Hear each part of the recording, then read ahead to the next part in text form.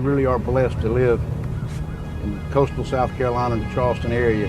We've got so much water and so much places we can go fishing. So much that a lot of folks take for granted. So you don't appreciate what we have till you actually get out and see the way the rest of the world lives.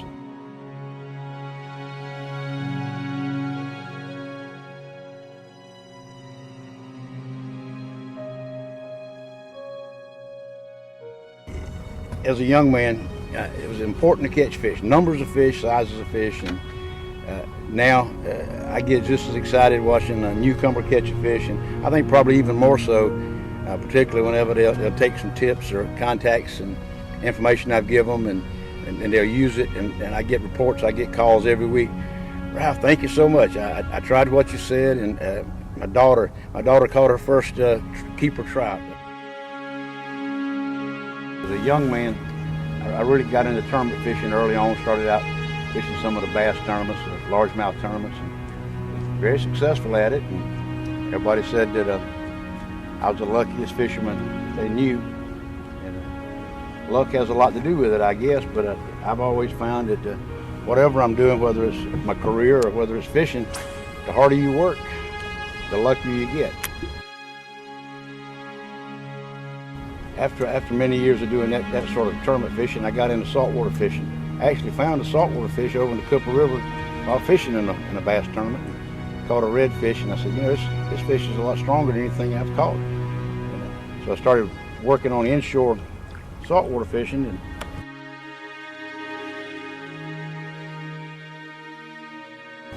And I got bit. I was fortunate and unfortunate. I got bit by the offshore bug. And I spent a lot of years chasing marlin.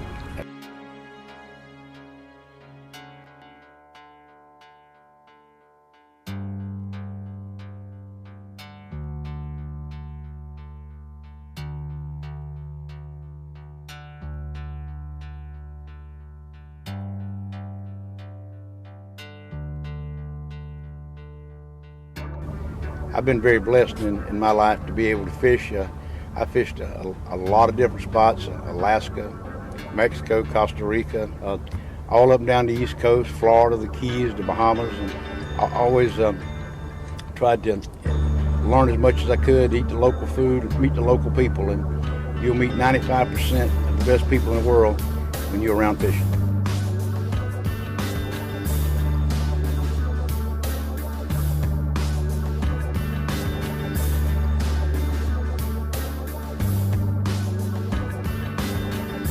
It started back in the early 80s.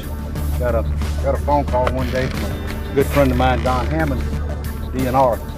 He said, Ralph, I've got a magazine guy in town. His name's Joel Arrington. And he writes for Saltwater Sportsman, which is a very prominent magazine. For those that don't know it, about everybody's the fishers has heard of that. It's a big time magazine.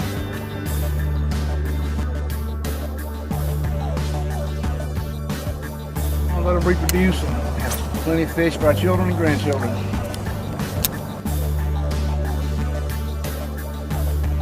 Trying to do an article on fishing the Charleston area and our good fishing around here. Had 4 days on the water with guides.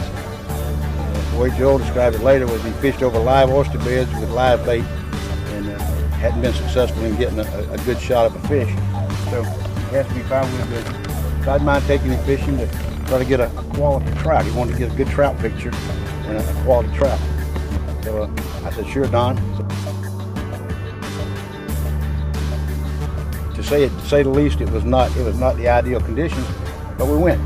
Fished strictly artificial, never fished any bait, any live bait to speak of. Joe looked down at the boat and said, well, where are we going to get our bait? And I said, well, it's in that bag right there. We're going to fish artificial.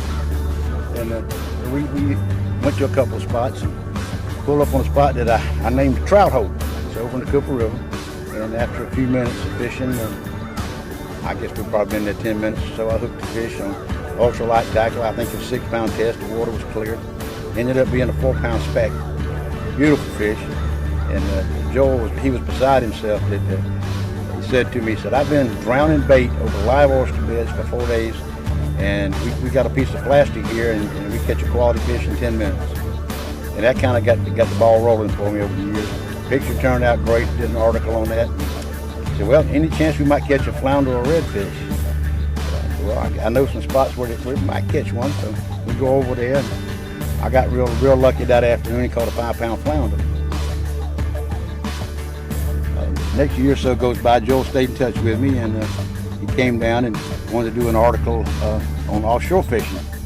So we took him out there, and here again got lucky, and I got an 80-pound wahoo. But he got my name in the paper and the picture and mushroom from there, and then Joel wanted to go catch a kingfish.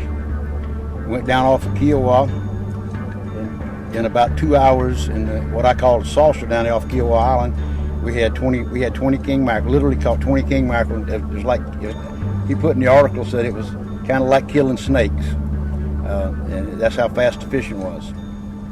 Came back another trip, wanted to do the jetties, and we went out there and we caught a 6-pound trout that day. We caught a big bluefish. We caught Spanish mackerel. Caught a big red. I say big red, I'm talking about 35, 36 inches. And he said, well, the only thing left is we need to catch a tarpon. And it was the time of the year the tarpon was there. I said, well, the tide's almost flooded out. Maybe we'll get lucky. And I did succumb and took the cast net out and caught some mullet. And we had the bait in the water about 10 minutes, and we get a tarpon that ate the bait. And we got about 100 pounds, and we got several shots of the tarpon jumping and got it up beside the boat. And so those 4 days fishing with Joel ended up with articles and newspaper and magazine articles all around the country, and it kind of, you know how fishing stories go. The stories grew, and lucky for me, the reputation grew, and I started getting calls from all over. In fact, did one of the seminars with saltwater sportsmen with Mark Soshin and that group back then, and I was able to fish with some professional people, and it just seems like my luck continued. I'm in the battery business, and I've been in the battery business 32 years, and I can promise you, I've sold more batteries, closed more deals out the back of a boat than I ever have in an office or a desk. I'm on the 3rd generation now, taking customers and friends and their children, teaching them how to fish, watching the excitement on them when they catch a fish, and it's just been the Lord has blessed me with a wonderful life, wonderful friends and family, and a lot of the experiences come right here in the boat. And what I'm trying to do now is to pass on those experiences, pass on the knowledge, the how-tos, the where-tos, so everybody can enjoy, you know, a piece of the life that I've been so blessed with over the years. And like I said earlier, getting those folks to call me and tell me what a wonderful experience it's been, it gives you a good feeling to know that you contributed part of that. It took me a long time to realize that fishing is not all about catching fish. Get out and have fun. Enjoy what you're doing. And fishing, if you catch a fish, that's a plus. Anytime you get a day on the water, I don't think the good Lord counts that as your time.